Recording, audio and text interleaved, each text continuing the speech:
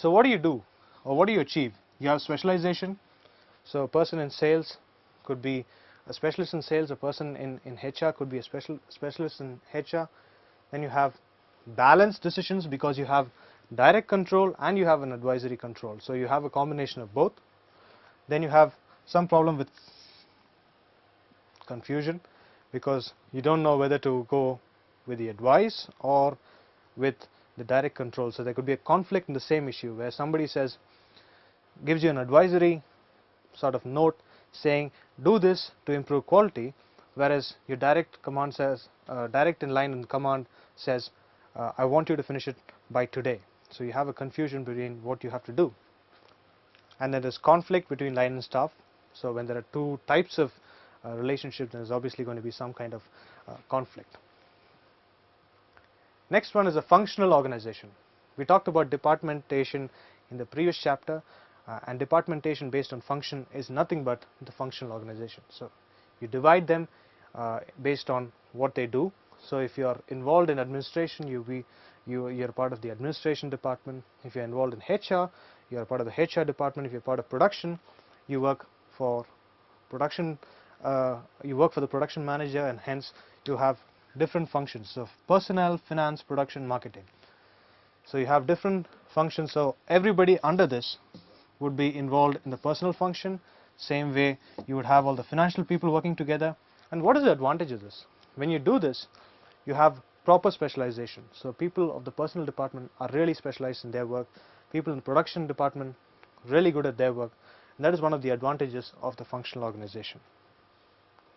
So you have specialization, which in turn increases the efficiency because people get to know how to do their work better. Then you have the mental and physical functions separated. So let me give you an example. What happens when one department is shifting from one block to another block? In case you have what is called a housekeeping department, you could always employ the people involved in physical functions to help you transfer the physical things, which may not be possible for the people doing top-end jobs. I'm not saying it is not possible, but when you have that kind of relationship, it helps. Also, you have manufacturing. So you have what is called as the blue-collar jobs and the white-collar jobs. You're separating the mental and physical functions. Economy and expansion as well. So these are other advantages of the functional department. Again, there is confusion. There could be what is called as department interest. So the HR department has priority for HR problems. Same way the production department would focus on production problems, and each one is trying to achieve their department objectives rather than achieve what is called as the corporate objective, or trying to contribute together or work in collaboration towards achieving the objective of the organization. So that is something that goes as a demerit for the functional organization. Now the project or the matrix organization, people started thinking of a flexible sort of relationship. Why not we combine both the project and the functional? So what is a project organization?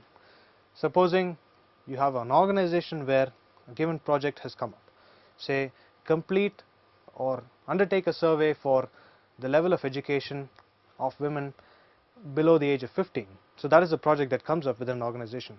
So for that specific project, you have what is called as team members. You have a person who would be able to do one task, maybe conducting the actual survey, another person who's administering the process, one person who is involved in public relations and things like that. So that could be specific to a project. Functional is what we've already talked about. So HR function or production function. So based on functions, so you're combining the function with the need of a project. Project could be temporary, function is usually well established. So this is nothing but establish a flexible structure to achieve series of project objectives. That is called the project or matrix organization. In this, you have two types of commands. One is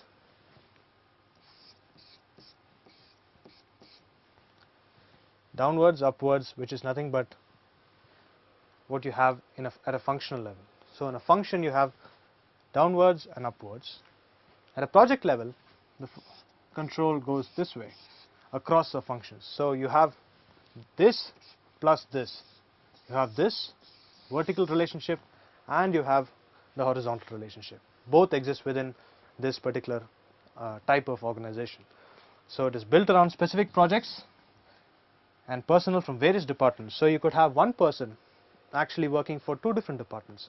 You have a project team and a person could be a part of that specific project for the time being, but he could also be a member of the HR. How? Now if you have a specific project, maybe you have a HR person in that particular project. Why? Because he may be coordinating the things or carrying out the HR activities within that project, although he is a part of the HR department. That is why you have personnel from various departments. So you could be reporting to both your HR department person and to the project manager at the same time. That is something important about this type of an organization. So you could be doing different roles. You could be doing HR role and a task specific role in a project, where you could also be doing only the HR role in your particular department. Management by objectives. So it is more about achieving objectives rather than departmental achievements. This is about completing projects. That is the important thing about projects. It is the end output and not individual outputs. It is about achieving a given task and for that everybody pools their effort into one. Advantages: operational flexibility. So a person in one particular project could be moved to another project. He is not limited to one particular project. He is not limited to one particular function. He learns a lot of things because he is a part of different projects. Versatility and more adaptable as well in times of crisis and change. So if there is a need for the organization to move from one particular type of work to another, this kind of flexible relationships will help them deal with changing of mindsets as well and work.